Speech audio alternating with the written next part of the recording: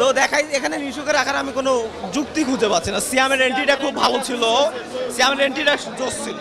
এই মুহূর্তে তাণ্ডব সিনেমাটি দেখে বের হচ্ছেন দর্শকরা, আমরা জানার চেষ্টা করবো তাদের একটু মতামত নেব। সুন্দর সুন্দর, অনেক সুন্দর।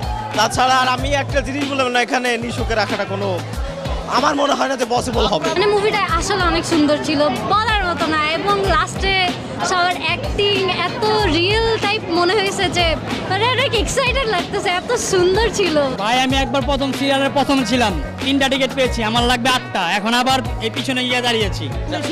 না আপনার নিশ্চয় একদম দেখাই দিচ্ছে মিকায়েল।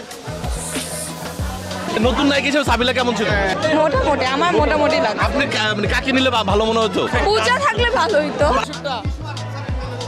অভিনয় সেরা সেরা হবে, ফাটাই দিবে। তাণ্ডব নিয়ে আমরা 100% আশাবাদী, আশা করি তাণ্ডব এবার তাণ্ডব তুলবে। তবে টিকিট নিয়ে একটা সমস্যা আছে, এটা হচ্ছে গিয়া আমাদেরকে 3টার বেশি টিকিট দিচ্ছে না।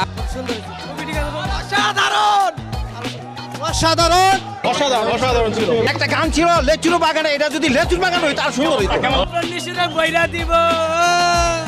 মানে আসলে অনেক ভালো ছিল, অনেক ভালো ছিল। টুইস্টার পর টুইস্ট, মানে একটা সিনও বাদ দেওয়ার মতো না যে আমার চোখটা ফেলবো। সব সময় ভালো ছিল, সবাই দেখবেন।